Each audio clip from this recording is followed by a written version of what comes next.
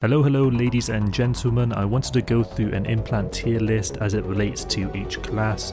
So obviously if you have an ammo printer for heavy assault, that's a very different tier in terms of usefulness relative to if it's used if you're in a vehicle. The first class I want to go over is Infiltrator. Infiltrator is essentially a class where you want to be hidden for as long as possible in order to get kills out of the line of sight of the opposition, and so you want implants that either aid you in that or things that increase your survivability. And so on the screen now you can see a series of implants which I would consider relevant for infiltrators, where for other classes they may not be as good. I think a lot of implant guides and stuff may not have that degree of nuance, so I do think it's important to delineate by each class. Next I want to go over light assault. There's a lot of different versions of implants that you can use for light assault, and generally, just like with a lot of these other classes, the implants that you pick are going to depend on which equipment you're bringing to the fight. So for example, if you're bringing C4, you may want to have regeneration as something to sustain yourself throughout the fight. Now we also here have Combat Medic. This one is going to be again a little bit more nuanced, because not only are you choosing which equipment you want to have and then picking what implants you want based on the equipment, you're also thinking about what style of gameplay you're engaged in. For example, someone who's point holding may really want to use Safeguard, but then someone who's playing solo might really enjoy some other implants, and then again separately someone who's playing in 1v1 engagements as a combat medic again may have an entirely different loadout based on that criteria. And so I think it's important when we're looking at this tier list that again we're not looking at it holistically, broadly for all of the classes and to infer like, oh, sensor shield's always good, or like to say, oh, athlete's always good, when that definitely isn't the case. There are some exclusions to this rule. For example, I would say in almost all situations, Assimilate is generally going to be a good option because it does have a lot of sustain associated with it. If you can get a decent level of headshot ratio, which I say would start at like a 30%, and that again has a lot to do with having a good crosshair. It has a lot to do with having the correct sensitivity settings and making sure you don't have mouse acceleration turned on in the Windows settings. Now likewise to some implants always being relatively a good choice, there are some implants which are almost always a bad choice. Now I do want to go over those trash tier choices at the end which are never good, because there's a lot of things in this game that could be considered absolutely useless and may as well not exist. But before that, let's go over the implants generally speaking most engineers would use and would agree are a good option. I don't think this is a very controversial list. I don't think there's going to be many people that really have any complaints about this kind of stuff.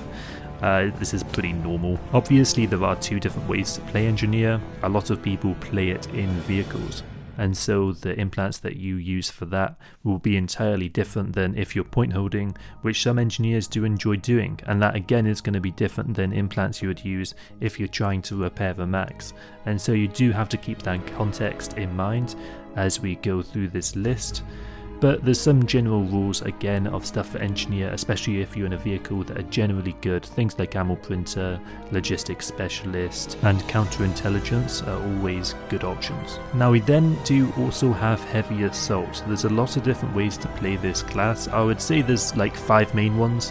One is in outdoor fights, one is point holding. You then also have 1v1 engagements, which is different again, and then some heavy assaults will always be the fast inner building. They may be dropping down placing beacons, and so they may use things like sensor shield and avoidance. Now there are also some implants for maxes, although it is definitely a lot less nuanced. Generally speaking, Infravision and Safeguard and Salvage are good options if you're going to be in a max. Okay, so now that we've gone over all the good implants, let's go over the ones which have very little viability relative to their other implants that you could alternatively get. It isn't to say that these implants have no use, but they just have a lot less use relative to their opposition. Survivalist and Symbiote are examples of two ones which have been nerfed relatively into the ground based on what they used to be. Survivalist used to be pretty strong, but now I would argue that it's relatively useless. Likewise, Symbiote was actually pretty useful for Medic because the damage that you used to take from Symbiote didn't apply, which actually made it really strong and made Medic somewhat viable, a lot more than it otherwise is now. It's still good now, but just not as good as it used to be. We also have a bunch of other stuff like Critical Chain. We have Ransack. For Ransack, 50 meters is basically nothing, so that implant's fairly useless. Sidewinder was buffed, but to be honest, it's not really that strong. I guess it's got some situational cheesy use which you could deploy it in. You then also have Paratrooper, which again isn't really that useful. You've got Deep Operative, which doesn't really have much use relative to the other options.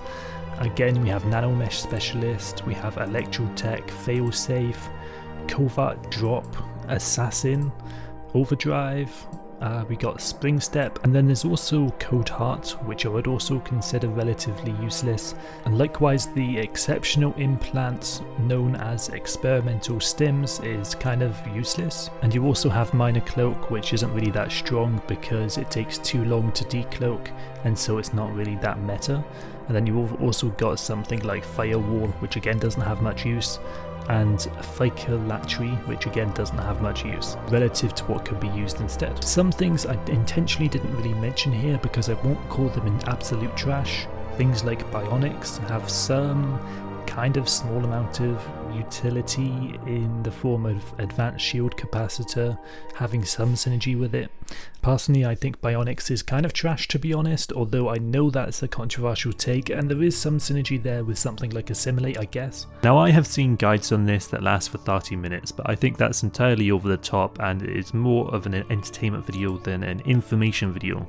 I have plenty of entertainment videos talking about a wide array of different topics and interests related to Planetside, but I don't think dragging a video out like this for that long would be necessarily a good idea or actually be anywhere near informationally useful. And so I am going to cut it off here. Hope you enjoyed. Until next time, make sure you've have a great day. GG, bye bye.